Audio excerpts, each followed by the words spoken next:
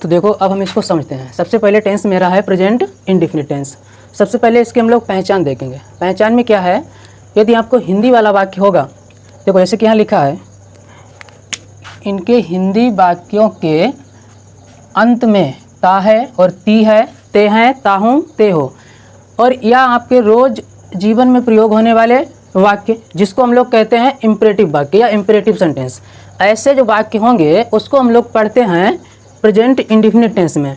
किस में पढ़ते हैं? प्रेजेंट इंडेफिनिट टेंस में। तो इसके अब हम लोग रूल पढ़ेंगे, नियम, यानी इसका हिंदी का वाक्य आएगा तो हम लोग कैसे बनाएंगे, फिर उसके बाद में हम तुम्हें इंग्लिश वाले भी बताएंगे, मतलब जो भी फिलिंग ब्लैंक्स होंगे या जो भी वाक्य होंगे सारे इसी में हम क्लियर करेंगे। तो सबसे पहले इसका जो नियम हम लोग पढ़ेंगे वो पढ़ेंगे अफर्मेटिव यानी सकारात्मक। अफर्मेटिव को ही हम लोग हिंदी में सकारात्मक बोलते हैं और इसका नियम जो है बहुत ही सिंपल है। इस नियम को आप स्ट्रक्चर भी बोल सकते होते। इस स्ट्रक्चर यानी रूल को आप सही से याद कर लो, बहुत ही सरल है। जोड़ना है सिर्फ इसमें, ये देखो प्लस का निशान लगा हुआ है, इसका मतलब है सिर्फ आप जोड़ दीजिए और कुछ भी नहीं करना है। तो क्या है, सबसे पहले यहाँ जैसे कि आपको लिखा दिख रहा है सब्जेक्ट लिखो। अब सब्जेक्ट तो सबको मालूम होगा, अगर नहीं मालूम है तो सुन लीजिएगा। जो वाक्य में काम करता है वही क्या होता है? सब्जेक्ट होता है। और सब्जेक्ट के बाद में आपको यहाँ जोड़ना है, अर्थात लिखना है वर्ब की फर्स्ट फॉर्म। ये वर्ब क्या होता है बेटा? वर्ब होता है जो हम लोग काम करते हैं, जैसे कि अब हम पढ़ा रहे हैं आपको, तो ये पढ़ाना काम हुआ, यही क्या है? वर्ब है। और वर्ब हमने पढ़ा है तीन तरीके का है, एक फर्स्ट, सेकेंड और थर्ड। उसके बाद में आईएनजी फॉर्म भी होता है, यस फॉर्म भी होता है। ज़्यादातर हम लोग तीन ही फॉर्म पढ़ते हैं। अब यहाँ पे ब्रैकेट में जो आपको ब्रैकेट मंझला ब्रैकेट दिख रहा है, इसके अंदर लिखा है एक वचन के सब्जेक्ट, ये शॉर्टकट में लिखा है सब्जेक्ट। सब्जेक्ट की वर्ब में यस या ईएस जोड़ते हैं, सब्जेक्ट प्लस वर्ब की फर्स्ट फॉर्म। लेकिन जब एक वचन वाक्य में सब्जेक्ट होगा तो हम लोग उसमें लगाएंगे वर्ब की फर्स्ट फॉर्म में यस या ईएस। अभी हम लोग वाक्य बनाएंगे तो समझेंगे। उसके बाद में ऑब्जेक्ट। ऑब्जेक्ट आपको मालूम है, जिस चीज को हम लोग खाते पीते यहाँ जाते या जो चीज लिखते वही होती है ऑब्जेक्ट, अर्थात जिसपे हम लोग काम करते हैं वो होता है मेरा ऑब्जेक्ट। अब इसके बाद में है निगेटिव, मतलब 2 नंबर नियम। अब निगेटिव को देखने से आपको पता चलेगा कि इसमें कुछ ना जैसा शब्द है, तो निगेटिव का मतलब ही होता है नहीं। क्या होता है? नहीं होता है। तो निगेटिव को हम लोग हिंदी में नकारात्मक बोलते हैं। इसका स्ट्रक्चर क्या है? इसका नियम है सब्जेक्ट सबसे पहले, फिर उसके बाद में आप डू या डज लिखिएगा, उसके बाद में नॉट जोड़ दीजिए, फिर वर्ब की फर्स्ट फॉर्म, और उसके बाद में आप ऑब्जेक्ट लिख के या फुल स्टॉप लगा दीजिए, बस बन गया आपका वाक्य। और ये याद रखना, सिर्फ अफर्मेटिव में ही एक वचन की वर्ब में यस या यस लगाते हैं, बाकी किसी में नहीं लगाएंगे, बाकी सब में फर्स्ट फॉर्म। तो ये नेगेटिव का क्लियर हुआ। अब ये आएगा 3 नंबर पे इंट्रोगेटिव, जिसको हम लोग इंग्लिश में इंट्रोगेटिव और हिंदी में प्रश्नवाचक कहते हैं। इसमें 2 नियम हम लोग पढ़ते हैं। जब आपको वाक्य के शुरू में क्या शब्द मिलेगा तो आप लोग बनाओगे उसकी इंग्लिश डू या डज, उसके बाद में सब्जेक्ट जोड़ोगे, फिर वर्ब लिखोगे, फिर ऑब्जेक्ट लिखकर क्वेश्चन मार्क लगा दोगे। ये क्वेश्चन मार्क का मतलब है प्रश्नवाचक चिन्ह, याद रखना। फिर इसका दूसरा नियम ऐसा होगा, जब वाक्य के अंदर क्यों शब्द आ जाएगा, जैसे कि यहाँ ये वाक्य आपको दिख रहा है लिखा हुआ क्यों, मतलब कोई भी प्रश्नवाचक शब्द हो, क्यों, कब, कैसे, कहाँ, कितने, क्या, बीच में, तो आप लगाओगे इंट्रोगेटिव का दूसरा नियम, यानी तीसरे का दूसरा नियम। ये बात क्लियर हो गई। अब हम लोग पढ़ेंगे 4 नंबर। ये हालांकि पढ़ाया नहीं जाता है लेकिन आपको पढ़ना है। ये 4 नंबर में क्या है, निगेटिव और इंट्रोगेटिव को ही आपस में मिलाकर एक नया नियम बनाया जाता है, जिसको हम लोग कहते हैं निगेटिव इंट्रोगेटिव। हिंदी में कहते हैं इसको नकारात्मक प्रश्नवाचक। इसका सेम यही नियम होता है, सिर्फ निगेटिव आ जाता है तो हम लोग नॉट सब्जेक्ट के बाद में रख देते हैं। जैसे कि यहाँ पे आप देख रहे हैं नंबर 1 नियम में डू या डज प्लस सब्जेक्ट, उसके बाद में नॉट, बस यहीं पे नॉट देखो है, बाकी आपको सेम नियम मिलेगा। ये तभी इस नियम को नहीं पढ़ाया जाता है, इसीलिए। तो आप याद रखोगे, जिस वाक्य में प्रश्नवाचक शब्द और नहीं शब्द होगा, और यदि वाक्य के शुरू में क्या होगा, बीच में नहीं होगा, तो आप लोग लगाओगे निगेटिव इंट्रोगेटिव का पहला नियम। और जब बीच में और निगेटिव मतलब हो शब्द, मतलब नहीं शब्द हो, और बीच में ही हो आपका क्यों, कब, कैसे शब्द, जैसे यहाँ पे देखो वाक्य कैसे भी है और नहीं भी है, तो इस वाक्य में आपको लगाना पड़ेगा निगेटिव का दूसरा नियम। तो ये हमने नियम पढ़ लिए हैं, सारे नियम हमने देख लिए जो कि आपके सामने लिखे हुए हैं। अब हम लोग इन वाक्यों की प्रैक्टिस करते हैं, इनको बनाते हैं और बारीकी से समझेंगे। तो जैसे कि अभी हमने कहा था कि यहाँ जो वाक्य हिंदी के होंगे उसके लास्ट में आपको मिलेगा ता है, ती है। तो जैसे कि ये पहला एग्जाम्पल जो आपका लिखा है, हम अंग्रेजी पढ़ाते हैं, तो देखो यहाँ गौर कीजिएगा, तो यहाँ लिखा है ते हैं। क्या लिखा है? ते हैं। तो ते है पहचान लिया, ये प्रेजेंट इंडेफिनिट का है। और फिर आपको पहचानना पड़ेगा कि इन चारों रूल से कौन से रूल में ये वाक्य आएंगे, ये आपको मालूम होना चाहिए। तो ये अफर्मेटिव का मतलब होता है कोई भी सीधी सी सूचना होनी चाहिए आपके पास, एक सीधी सी बात। जैसे कि यहाँ पर है, हम अंग्रेजी पढ़ाते हैं, एक सीधी बात है, एक शब्द में एक वाक्य में कह दिया कि हम अंग्रेजी पढ़ाते हैं, इस तरीके की, मतलब जिसमें नहीं ना आए और कोई प्रश्न ना किया जाए, बिल्कुल सीधा साधा वाक्य हो, कोई उसमें चिक चिक नहीं होनी चाहिए, वही वाक्य होगा अफर्मेटिव का आपका। तो इसको हम लोग बनाते हैं बेटा, देखो तो अफर्मेटिव नियम लगाना है हमें, ठीक है। एक और इसमें मेन पॉइंट आप लोग याद रखना अच्छी तरीके से कि ही, सी, इट और नेम सिंगुलर सब्जेक्ट होगा तो हम लोग उसमें डज का प्रयोग करेंगे, और जब आई, वी, दे, यू या नेम्स होगा यानी प्लूरल सब्जेक्ट होगा, आई को छोड़कर, आई एक सिंगुलर सब्जेक्ट है, बाकी सारे प्लूरल सब्जेक्ट जब होंगे तो हम लोग डू का प्रयोग करेंगे। तो ये जैसे कि हमने लोगों ने नियम देख लिया है, तो अब हम लोग इन वाक्य को बनाते हैं। तो वाक्य देखिए, यहाँ सबसे पहले सेंटेंस दिया है हमारे पास, हम अंग्रेजी पढ़ाते हैं। तो आप इसमें देखिएगा, जैसे कि हमने पहचान में पढ़ा था ते हैं, तो जैसे कि वहाँ ते हैं जो पहचान में, वही यहाँ पे लिखा है वाक्य में ते हैं। तो इस पहचान को देखकर आपको पता चल रहा होगा कि ये प्रेजेंट इंडेफिनिट का वाक्य है। तो इसकी हम लोग इंग्लिश बनाते हैं।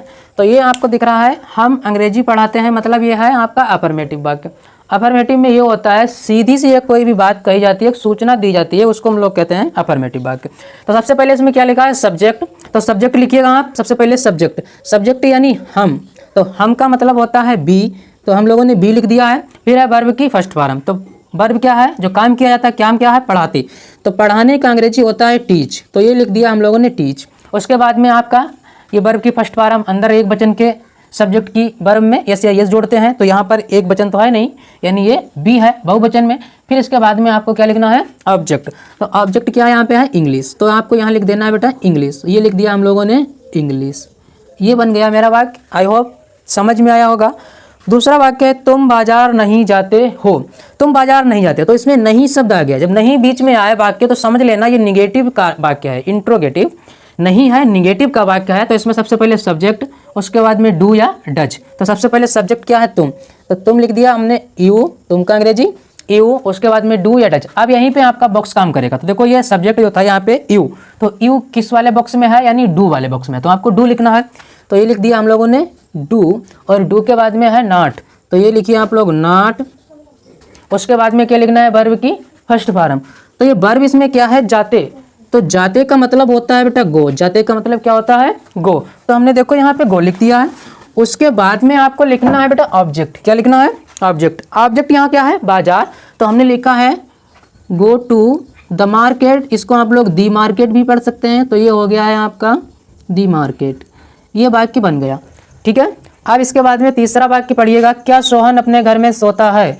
जब क्या पहले हो वाक्य में तो आपको लगाना है इंट्रोगेटिव का पहला नियम। पहला नियम क्या कहता है, डू या डज लिखो।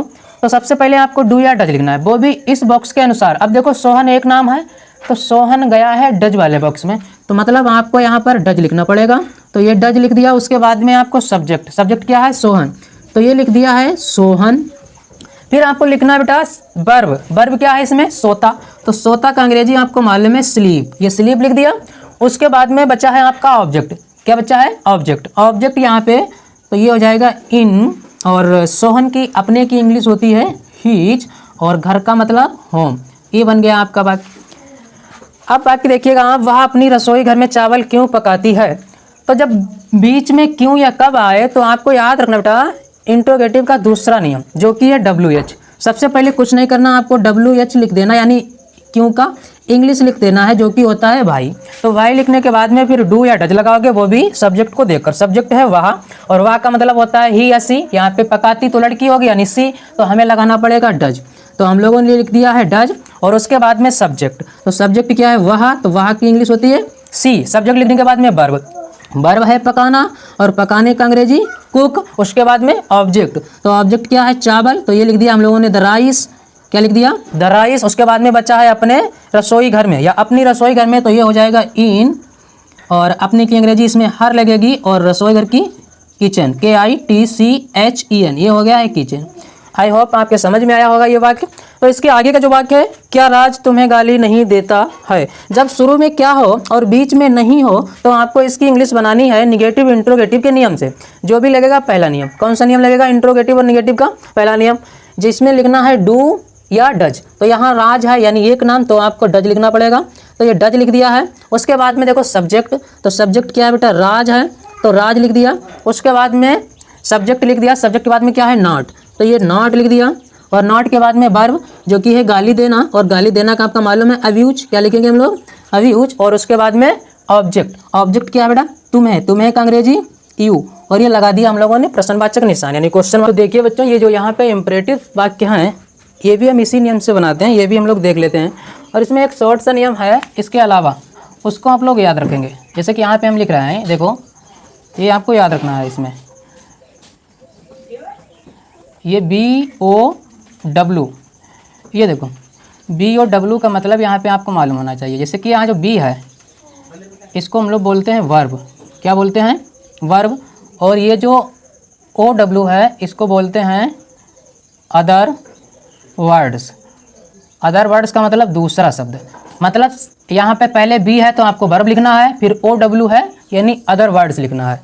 तो देखो बाकी को हम लोग बनाते हैं, ठीक है ना। जैसे कि यहाँ लिखा है पानी लाओ, किताब पढ़ो, ये जो इसमें है वाक्य। अब ये कहो कि आप इसकी पहचान नहीं है, लेकिन यहाँ पर हमने लिखा है इम्परेटिव वाक्य। तो जो इम्परेटिव वाक्य होंगे रोज जीवन में बोलने आने, तो वो भी इसी में आएंगे।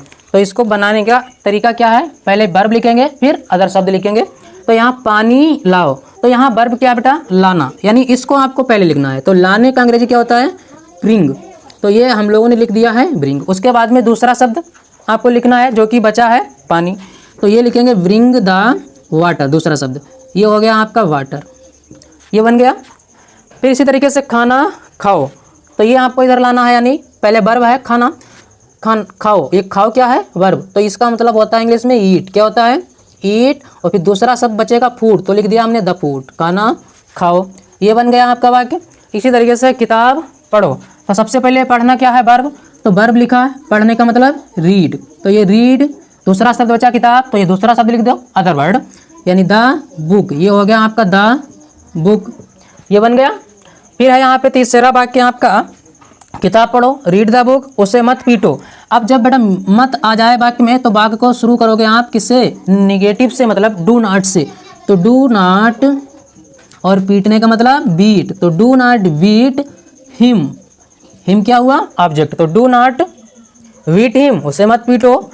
अपना पाठ याद करो, तो ये क्या करना है, पहले वर्ब लिखना है, तो याद करो, तो ये वर्ब हुआ, याद करने का मतलब लर्न, तो ये हो गया है आपका लर्न। फिर दूसरा शब्द अपना पाठ, तो अपना पाठ मतलब यहाँ पे योर लेसन, क्या हो गया, योर लेसन। ऐसे यहाँ पे योर क्यों लगा दिया, योर इसलिए लगाया है क्योंकि ये जो इम्परेटिव के वाक्य हैं ये हमेशा हम लोग अपने सामने बोलते हैं किसी के, तो मतलब किसी को ऑर्डर देते हैं या किसी से सलाह लेते हैं, जो भी वाक्य होते हैं उसको इम्परेटिव कहते हैं। तो मतलब तुम इसमें छिपा रहता है, मतलब यू छिपा रहता है यहाँ पे, इसीलिए यू का अपने का अंग्रेजी होता है योर, इसीलिए यहाँ पे अपने का अंग्रेजी लगाया हमने योर, तभी हुआ है लर्न योर लेसन। लास्ट वाक्य, गरीबों का मजाक मत उड़ाओ, तो ये गरीबों का मजाक मत उड़ाओ, तो ये मत आ गया शब्द है, तो इसको भी हम लोग डू नॉट से स्टार्ट करेंगे। तो ये हमने लिखा है डू नॉट। आप क्या करेंगे, मजाक उड़ाने, तो मजाक करना या मजाक उड़ाने का मतलब होता है इंसल्ट, क्या होता है, इंसल्ट। उसके बाद में किसका, गरीबों का, तो ये बच्चा है द पुअर, गरीब का मतलब क्या होता है, पुअर। तो ये वाक्य बना है do not insult the poor. ये सारा इसका जो भी टॉपिक था ये हमने पढ़ा दिया है आपको। तो आई होप आपको ये क्लास अच्छा लगा होगा। यदि ये क्लास अच्छा लगा है तो अपने दोस्तों में भी इसको शेयर करिएगा और इसी तरीके से मेरे साथ पढ़िएगा। खुश रहिए, खुशियाँ बांटते रहिए। जय हिंद, जय भारत, वंदे मातरम।